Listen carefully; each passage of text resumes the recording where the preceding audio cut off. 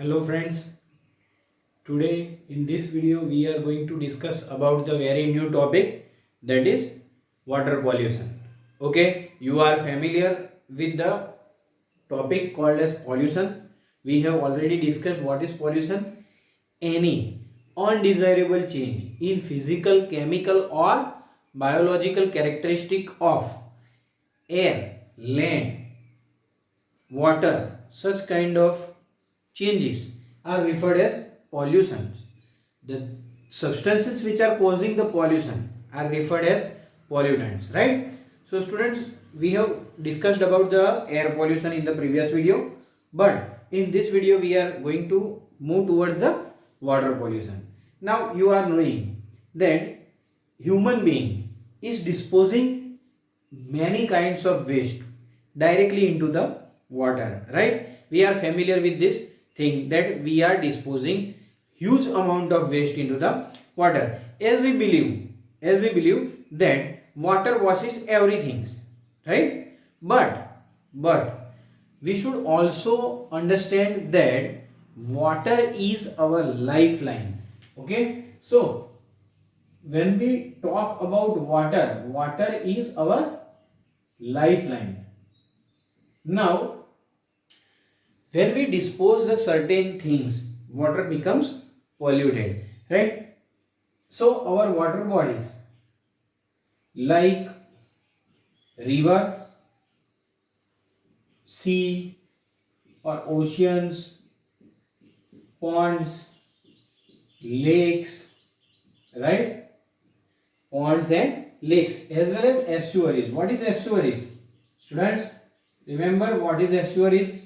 Estuaries are those places where sea water and river water get mixed, right? So it is having a different type of composition than river water as well as sea water, right? So that is estuaries. This are getting polluted, right?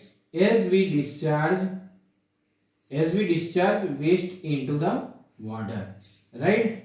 Now when we think about the impurity, okay, have you thought that where the wastewater from the home goes, what we drain from the house and our household works, where does it goes? Have you ever thought where the sewage is going, right? From the house in the village, whether that sewage is treated or not. So generally we don't know about it. Actually it should be treated. You must have studied about the wastewater treatment in chapter number 10, right? I have already uploaded the video. In that I have explained the wastewater treatment. Now when I talk about the waste or impurities present in the water, 0.1%, very less, 0.1% impurity present in water is unfit for use, right? 0.1% impurities in water is unfit for use of human, right? For human, okay? That means this is a dangerous or harmful impurities which are present in the water, which we cannot use. Certain impurities can cause also diseases, okay? So let's see what comes in the composition of 0.1 impurity, okay? So this is a simple graph in which we can see a 99.9%, let's say it is the pure water, okay? So over here let's say 99.9% water, and the rest is only 0.1% impurities. Now 0.1% impurity includes, first one is suspended solids, right? Suspended solids are sand, silt, clay. Okay, when we talk about solids, right, these are easy to remove. These are easy to remove. Remember this, right? So I must write over here, solids are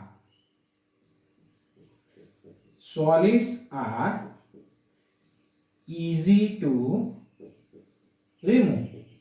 But what is more difficult? What is more difficult? So the second part is colloidal material, in which it includes fecal matter, bacteria. Now fecal matter, that means it contains organic waste, right? It contains organic waste. So that is very difficult to remove. Same way, nutrients, which includes nitrate, ammonia, phosphate, these are also difficult to remove. So I can write over here, that is, first one was easy to remove. Solid substances are easy to remove. But when we talk about the colloidal materials, in that it contains organic waste, right? Then mineral nutrients, right, which are like nitrate, phosphate, metal ions are difficult to remove. So let me write over here that organic waste, metal ions and nutrients, right, mineral nutrients are difficult to remove. So students, you have to remember this. In mineral nutrients, it includes nitrate, phosphate, everything, right? So these are very difficult to remove. Now when we talk about the biodegradable waste, that is organic compounds or organic waste. Okay, so students, when I say organic waste are decomposed, readily decomposed by certain decomposers, which are referred as the aerobic bacteria, right? Organic waste are decomposed by,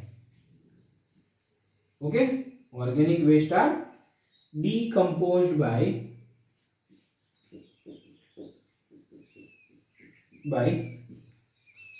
bacteria and other microorganisms. Bacteria and other microorganisms. So students, this is very helpful to us, right? Yes, organic waste can be removed. Now when I say organic waste can be removed by the help of bacteria, these bacteria consume the dissolved oxygen also with the process called as decomposition by the help of oxygen, right? So bacteria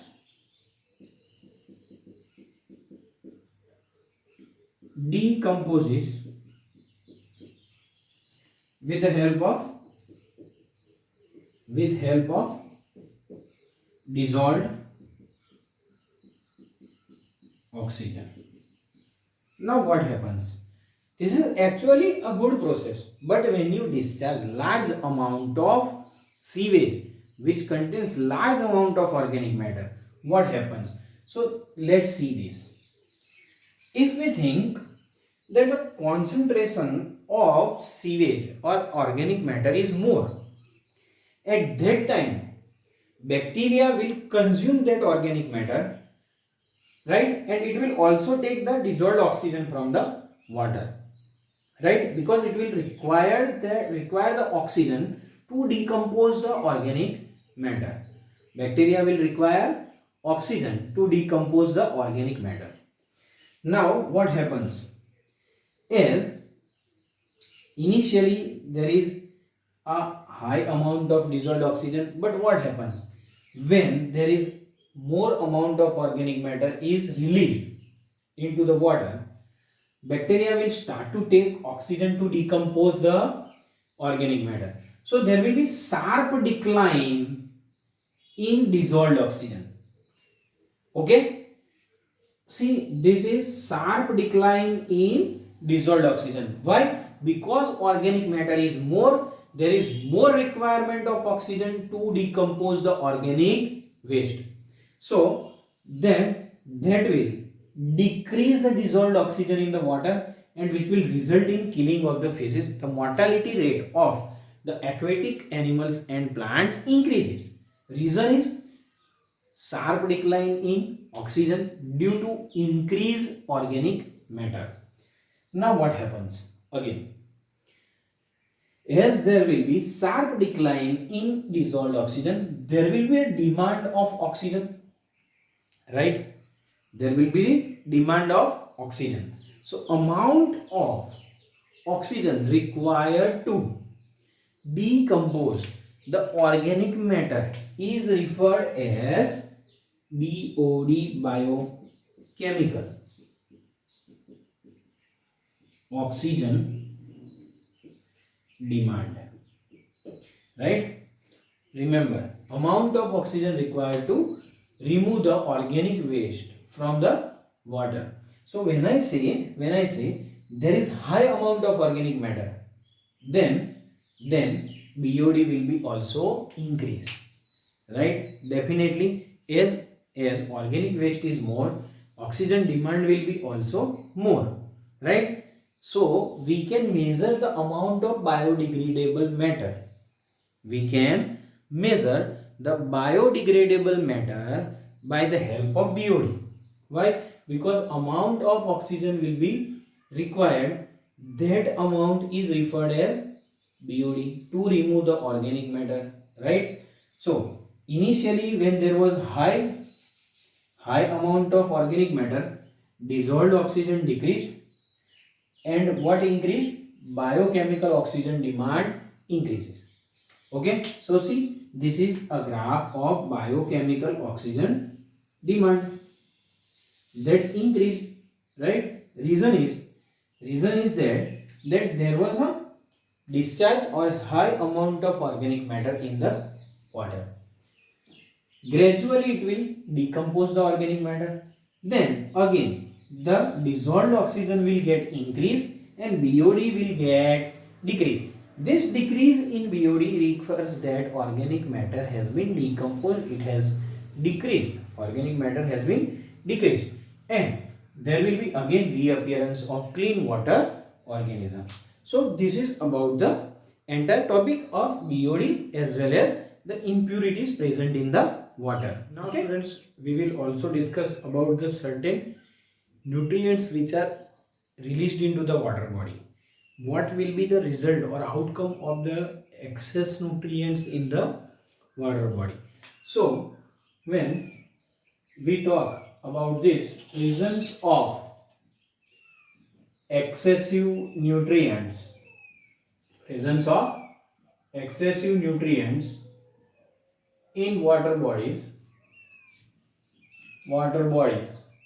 causes the excessive growth of certain planktons, right? Result in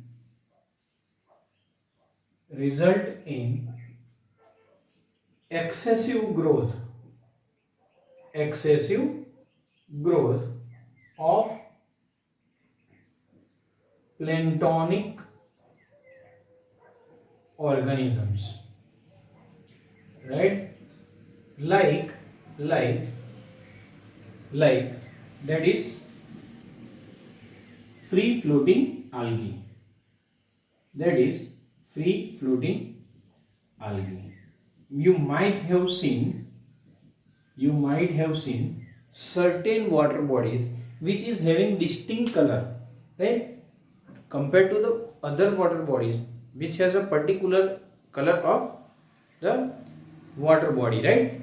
That might be either water will be clean or somewhat polluted, but due to the excessive growth of free floating algae, it imparts a very characteristic color that is generally greenish, right? Okay, and this also causes the deterioration of the water quality, right? So this imparts a distinct color, imparts a distinct color on water. Okay, this also deteriorates the water quality and also result in the mortality rate of the living organism present in the water. So this deteriorates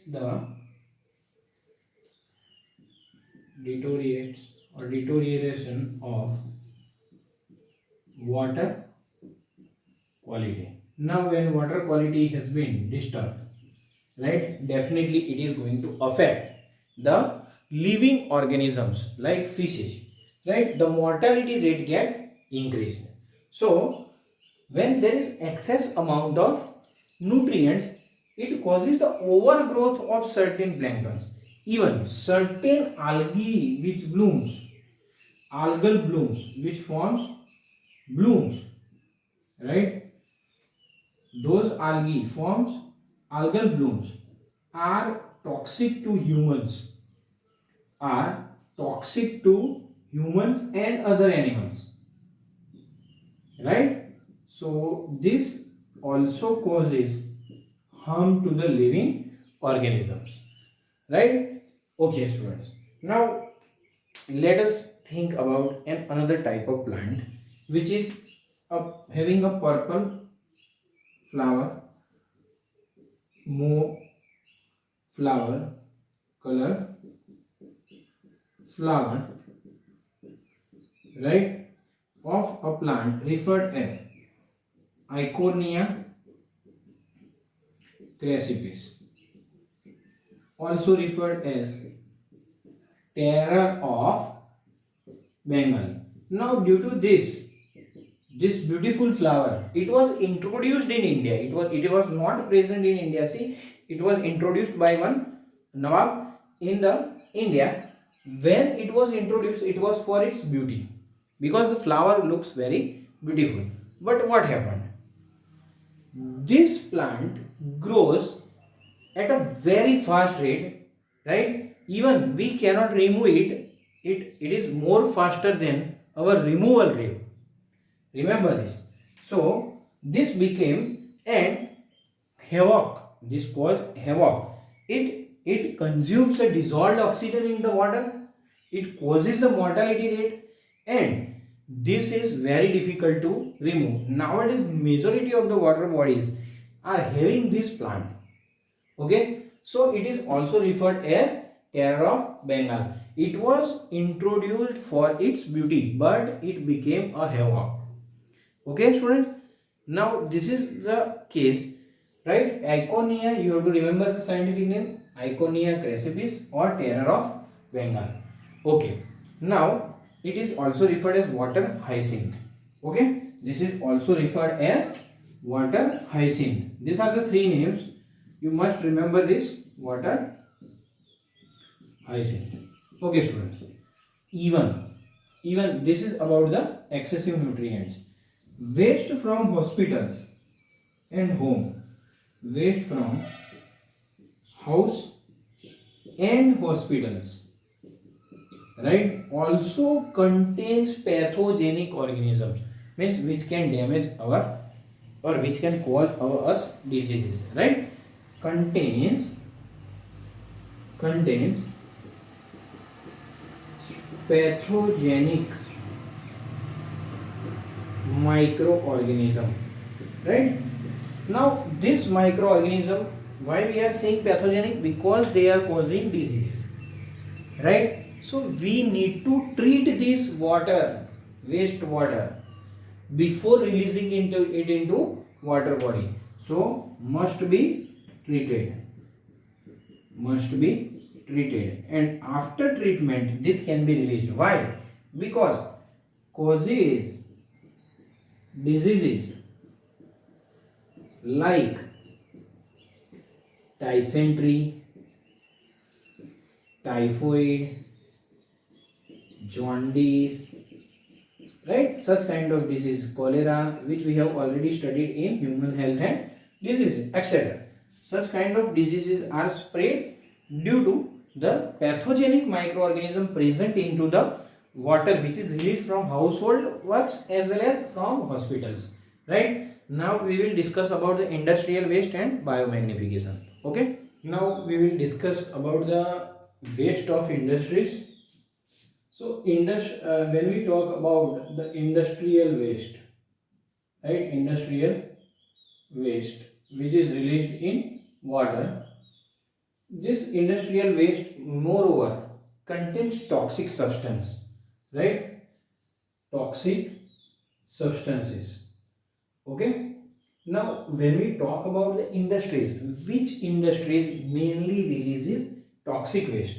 So we can say that a paper manufacturing industry, right, a metal extraction industry, right, chemical manufacturing industries and petroleum industries releases toxic substances, right, which are referred as heavy metals, right? Heavy metals means heavy, greater than 5 gram per centimeter cube density, right? So this is about the heavy metals, right? Okay, so this is the density of the heavy metals. Okay, students, so remember this, I said this toxic industrial waste from, right, waste water from petroleum, as I said, then paper manufacturing, paper industry we can say,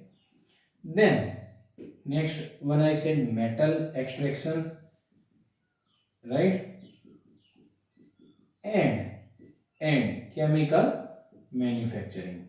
This type of industries releases toxic substance which contains heavy metals, right, which are having greater than 5 gram per centimeter cube density, like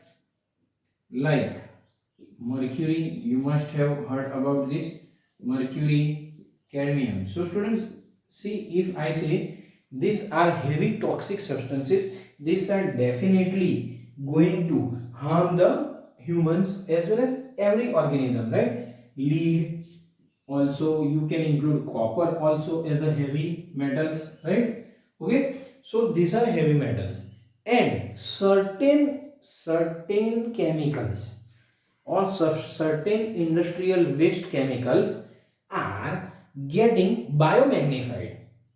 Okay, so when we talk about this, let me say certain industrial waste chemicals or substances are biomagnified. Means for example DDT and mercury, right? These are well known example of biomagnification, DDT and mercury. Now what happens? Listen, when DDT or mercury is entering into the body, this type of waste or this type of chemical, neither it can be metabolized, neither it can be extracted, right? So that chemical remains into the body. Why? Because we are not able to metabolize it, either we cannot remove it, right, by excretion. So what happens, it makes progressive or it goes increasing in concentration of that chemical in successive trophic levels. So what is biomagnification? Biomagnification, okay friends, it is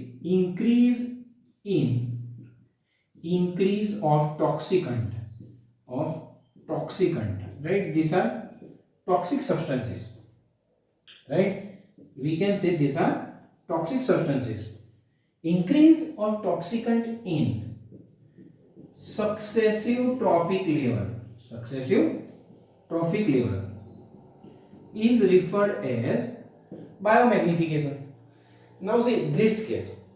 This is an example of biomagnification of DDT in aquatic food chain. Okay. So the amount of DDT, that is Dichlorophenyl, trichloroethane, right? Dichlorophenyl, trichloroethane. So this is DDT present in the water, that is 0.03 parts per billion. Now that is taken up by zooplanktons. So the concentration of DDT in zooplankton is 0.04 parts per million, but this is a zooplankton. Now there will be many zooplanktons. That zooplanktons are consumed by the small fish. So the amount is increasing to 0.5 parts per million in the small fish. Now large fish will eat many small fishes, so definitely the DDT concentration increases, that is 2 parts per million. Reason is that these all organisms neither they can metabolize the DDT nor they can excrete out, so the concentration gets increased, it keeps on increasing, and finally in fish eating birds it becomes 25 parts per million. Now remember this chart is very important for your NEET as well as boards. This can come in 1 mark question, and it has been previously also asked that what is the concentration of DDT in fish eating birds. So you must write that is 25 parts per million. If it is asked about large fish, then it is 2 parts per million. So depends what is asked. Okay students, now what happens when the concentration of DDT increases in the birds? DDT when increases in birds, right, it disturbs the calcium metabolism,